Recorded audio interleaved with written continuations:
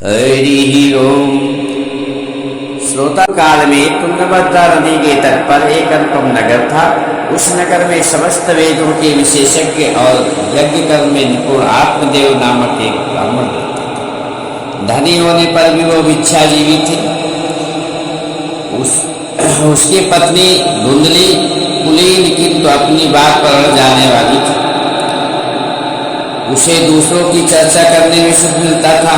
ब्राह्मण दंपत्ति को किसी वस्तु की कमी न होने पर भी उन्हें संतान के अभाव से मानसिक सुख नहीं था। इसके लिए उन्होंने अनेक पुण्य कर्म किए, आधा धर्म मार्ग में व्यय किया, पर संतान प्राप्ति नहीं हुई। एक दिन वो ब्राह्मण बहुत दुखी होकर बलमोचन दिया। संतान के अभाव ने उसके शरीर को सुखा दिया था। उसे राह में एक महात्मा मिले। उन्हें नमस्कार कर वह आहवरी सांसें लेता हुआ खड़ा हो गया। सन्यासी ने पूछा, ब्राह्मण देवता इतने दुखी क्यों हो? आत्मदेव ने कहा, महाराज संतान के बिना मुझे सब कुछ सूना ही सूना दिखाई देता है। और इतना कहकर वो फूट फूट कर रोने लगा। वह महात्मा योगनिष्ठ थे। उन्होंने सारा वृत्तांत जान लिया और कहा, ब्राह्मण देवता कर्म की गति प्रबल है। विवेक का आश्रय लेकर संसार की वासना छोड़ दो। 7 जन्म तक तुम्हारे कोई संतान नहीं हो सकती। ब्राह्मण ने कहा, मुझे किसी भी यत्न से पुत्र दीजिए, नहीं तो आपके सामने मैं अपने प्राण त्याग दूंगा। तपोधन ने कहा, हठ ना करो। विधाता के अमित लेख को मिटाने का हठ करने के कारण राजा चित्रकेतु को बड़ा कष्ट उठाना पड़ा था। लेकिन जब महात्मा ने देखा कि वो किसी भी प्रकार का आग्रह नहीं छोड़ता, तब उन्होंने उसे एक फल देकर कहा, इसे तुम अपनी पत्नी को खिला देना। तुम्हारी स्त्री को 1 वर्ष तक सत्य, शौच, दया, दान और एक समय ही अन्न खाने का व्रत रखना चाहिए। यदि वह ऐसा करेगी तो शुद्ध स्वभाव वाला एक पुत्र अवश्य प्राप्त होगा। ब्राह्मण खुशी से अपने घर लौट आया और वह फल उसने अपनी पत्नी को दिया। किंतु मन में तरह तरह के कुतर्क उठने के कारण उसकी पत्नी ने उसे नहीं खाया। एक दिन उसकी बहन उसके घर आई। बहन ने कहा, मेरे पेट में बच्चा है, प्रसव होने पर वह बालक मैं तुझे दे दूंगी या तुम मेरे पति को कुछ धन देगी, तब वह भी मान जाएंगे। तू यह फल गाय को खिला दे। ब्राह्मणी ने अपनी बहन के कथनानुसार ही किया और गर्भवती के समान रहने लगी। समय अनुसार जब उसके बहन के पुत्र हुआ तो उसके पिता ने चुपचाप बालक धुंधली को दे दिया। धुंधली ने भी आत्मदेव को बतला दिया, मेरे सुखपूर्वक बालक हो गया है, पर मेरे स्तनों में दूध नहीं है। मेरी बहन के हाल ही में बालक हुआ था और वो मर गया है।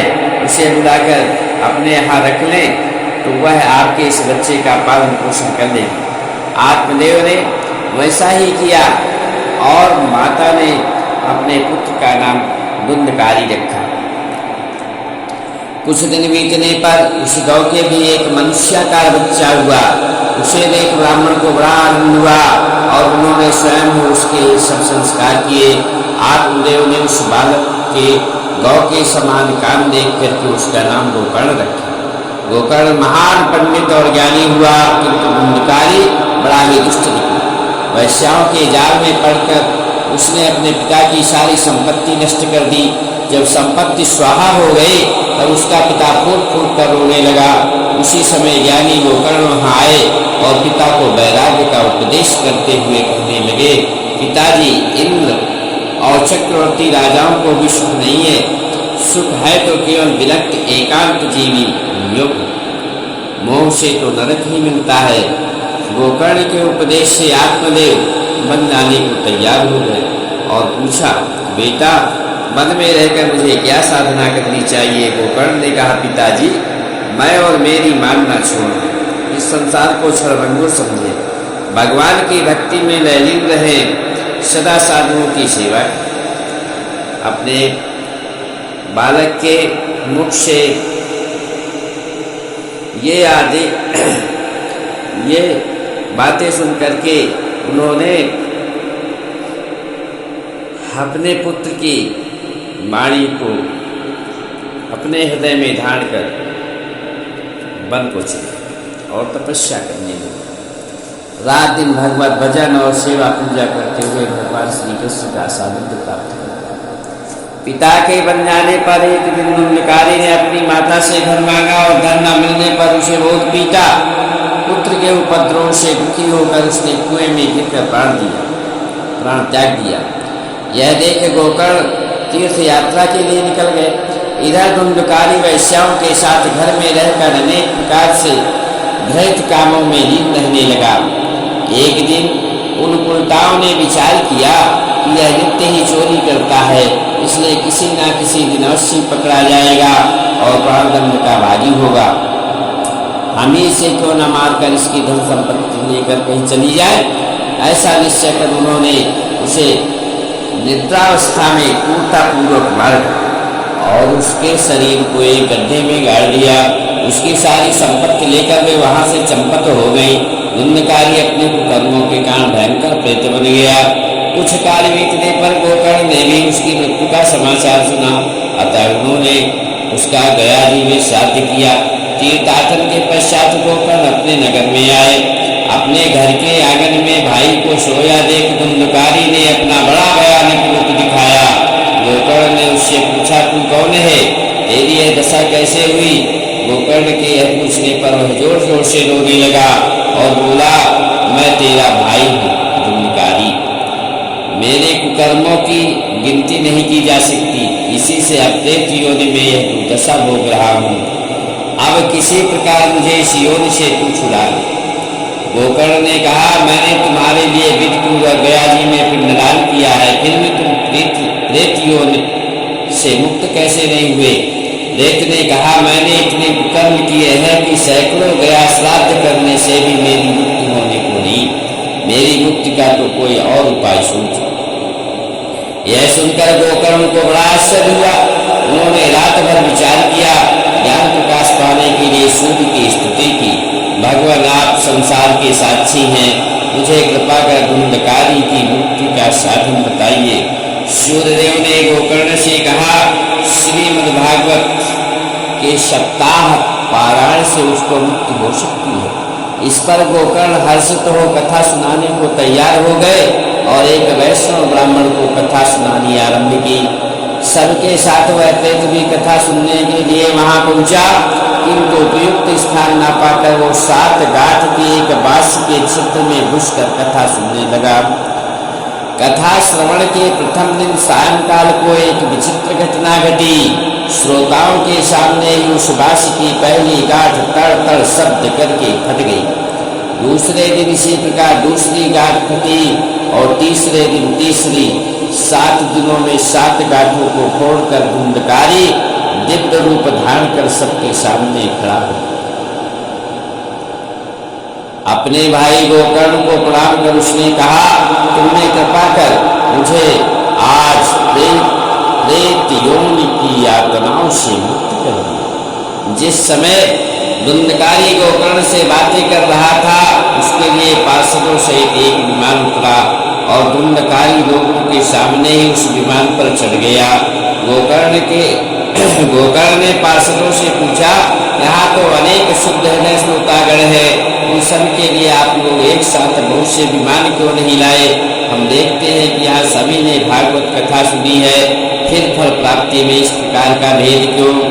भगवान के सेवकों ने कहा, हे मानद, इस फल भेद का कारण इन श्रोताओं के श्रवण का भेद ही है।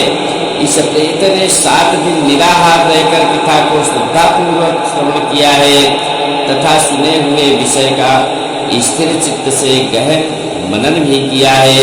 जो ज्ञान दृढ़ नहीं होता वह व्यर्थ हो जाता है।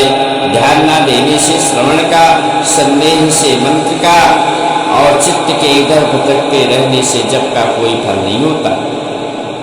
गुरु वचनों में विश्वास, दीनता का भाव, मन के दोषों पर विजय और कथा में चित्त की एकाग्रता इत्यादि विषयों का पूर्ण पालन किया जाए तभी कथा श्रवण का यथार्थ फल मिलता है। यदि श्रोता फिर एकाग्र चित्त होकर श्रीमद् भागवत की कथा सुने तो निश्चय ही इन सबको वैकुंठ धाम की प्राप्ति हो सकती है। वृंदावन में आदि राज की जय। श्रावण मास में फिर गोकर्ण इसी प्रकार सप्ताह कथा कही। कथा की समाप्ति पर अनेक विमान और भक्ति सहित भगवान भी प्रकट हुए और उस गांव के जितने भी जीव थे सभी गोकर्ण के कथामृत के प्रभाव से विमानों पर चढ़ चढ़कर भगवत धाम को प्राप्त हो गए, जिस लोक में सूर्य चंद्रमा और सिद्धों को भी सहज प्रवेश नहीं हो सकता, उसमें श्रीमद् भागवत के श्रवण करने से ही सुगमता से चले गए। इस कथा को कहकर सनकादि मुनियों ने 1 सप्ताह तक विधिपूर्वक भगवत कथा का प्रवचन किया। इसके पश्चात उन्होंने भगवान पुरुषोत्तम की स्तुति की। कथा के अंत तक भक्ति, वैराग्य और ज्ञान प्रशस्त होकर जीवों का चित्त अपनी ओर आकर्षित करने लगे। नारद जी ने भी अत्यंत अनुग्रहित हो उन मुनीश्वरों से कहा, मैं श्रीमद् भागवत श्रवण को सब धर्मों से श्रेष्ठ मानता हूँ, क्योंकि इससे भगवान श्री कृष्ण की प्राप्ति होती है। वैष्णव श्रेष्ठ नारद ऐसा कह ही रहे थे कि वहां घूमते फिरते योगेश्वर सुखदेव जी भी आ गए। प्रसंगानुसार उन्होंने भी कहा, भावुक जनों, भक्त जनों, यह श्रीमद् भागवत वेद स्वरूप कल्पवृक्ष का परिपक्व फल है। जब भगवान श्री कृष्ण धरा धाम को छोड़कर अपने नित्य धाम को जाने लगे, तब अपने भक्त जनों को आश्रय देने के लिए अपनी सारी शक्ति श्रीमद् भागवत शास्त्र में उन्होंने प्रतिष्ठित कर दी। इसीलिए यह भगवान की साक्षात सप्तमयी मूर्ति है। बोलो भगवत भगवान की जय। शौनक जी भाद्रपद मास की शुक्ल नवमी से श्री सुखदेव ने राजा परीक्षित को, आषाढ़ मास की शुक्ला नवमी से गोकर्ण ने धुंधकारी को और कार्तिक शुक्ला नवमी से सरकार ने नारद जी को यह कथा सुनानी आरंभ की थी। वृंदावन विहारी लाल की जय। हरि ओम तत्सत। हरि ओम तत्सत। हरि ओम तत्सत।